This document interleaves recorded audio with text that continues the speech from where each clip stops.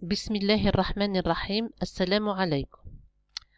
Nous allons continuer la résolution du TD5.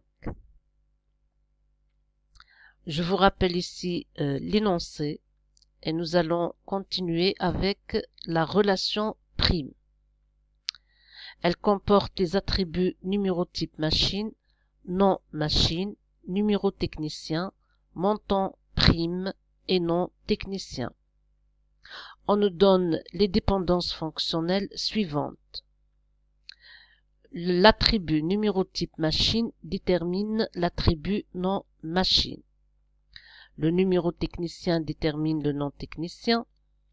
Les attributs numérotype machine plus numéro technicien ensemble déterminent le montant de la prime. Alors, pour voir si notre relation souffre de redondance ou pas, on va voir l'extension de schéma de cette relation. Comme vous voyez en couleur, s'il y a plusieurs techniciens qui travaillent sur la même machine, le nom machine est répété plusieurs fois. Voilà, j'ai ces deux techniciens qui travaillent sur la même machine. On voit bien que le nom machine est répété. Donc, j'ai deux fois que la machine numéro M3 a le nom machine 3. Aussi, si le même technicien travaille sur plusieurs machines, le nom technicien est répété plusieurs fois. Voilà, j'ai le technicien T101 qui travaille sur deux machines différentes et là j'ai son nom qui est répété deux fois. Donc j'ai deux fois que le technicien de numéro T101 s'appelle AAA. Voilà, donc il y a plusieurs redondances et par conséquent on aura plusieurs anomalies de mise à jour. On va dresser le graphe. Voici l'ensemble de dépendances fonctionnelles. Nous allons schématiser le graphe à l'aide d'un réseau de Petri. Voilà. À partir de là, nous allons chercher la clé.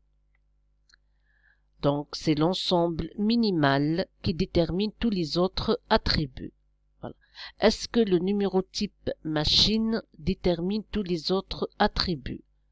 Il détermine le nom machine, mais non pas les autres.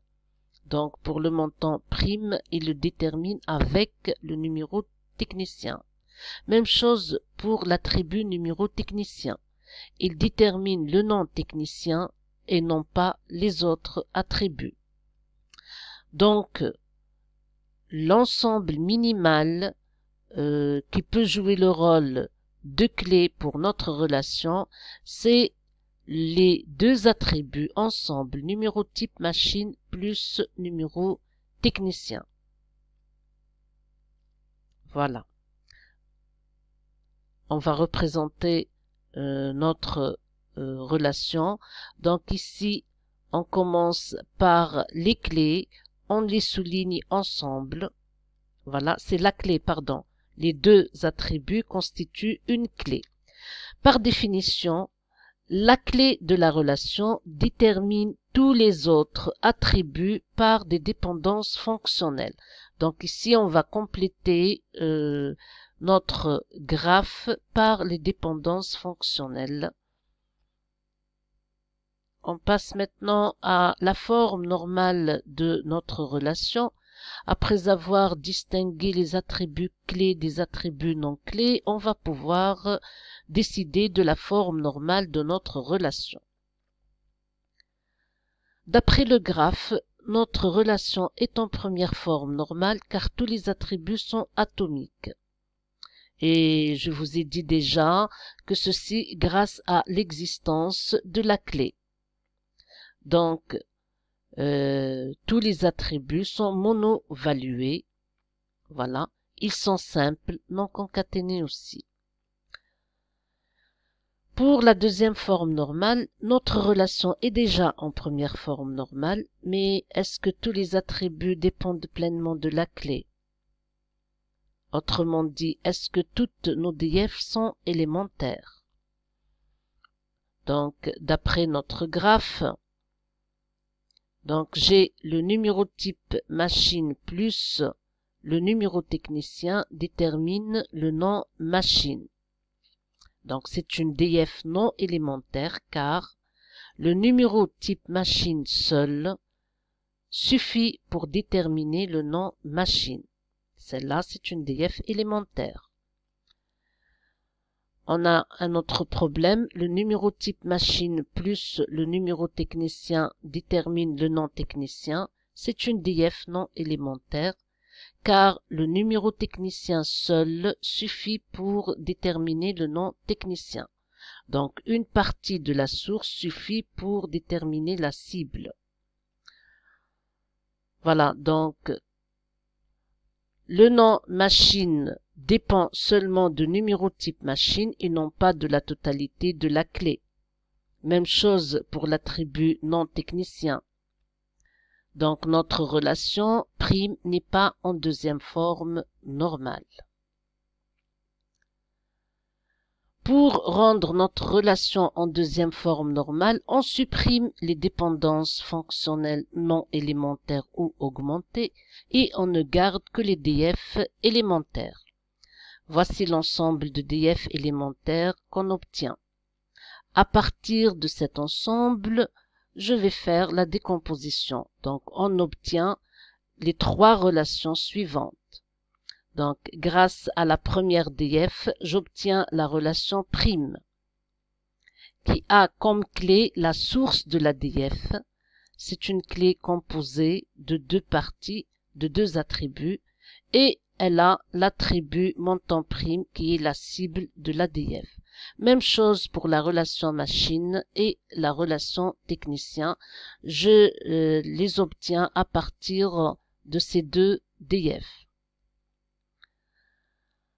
Voilà, donc nos trois relations sont en troisième forme normale, car on n'a pas de DF entre des attributs non clés, c'est-à-dire pas de transitivité.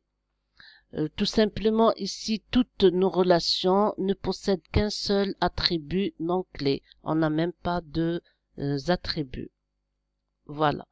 Donc, je vous représente maintenant la solution graphique. Voici le graphe de notre relation. Il s'agit du graphe de la couverture minimale. Je vous présente ici la décomposition graphique. Nous avons l'ensemble qui représente la relation technicien, l'ensemble qui représente la relation machine, et là, l'ensemble qui représente la relation prime. J'attire votre attention ici sur la clé. Nous avons le numéro, l'attribut numéro type machine qui existe dans les deux ensembles. Même chose pour le numéro technicien. Donc, les deux attributs, on les voit ici, forment la clé primaire pour la relation prime et chaque attribut référence sa relation mère, si on peut dire. Donc, on voit ici l'attribut numéro type machine référence l'attribut numéro type machine de la relation machine. Même chose pour l'attribut numéro technicien de la relation prime, référence l'attribut numéro technicien de la relation technicien. Il s'agit des contraintes d'intégrité référentielle. Voilà. Donc, on reprend notre extension de schéma de la relation prime avec les problèmes qu'on a vu déjà. Après la décomposition, nous avons obtenu trois relations ne souffrant pas de redondance. On voit bien ici que le nom de la machine est écrit une seule fois. On ne le trouve pas ici. Même chose pour le nom de technicien. Voilà. Je vous remercie pour votre attention.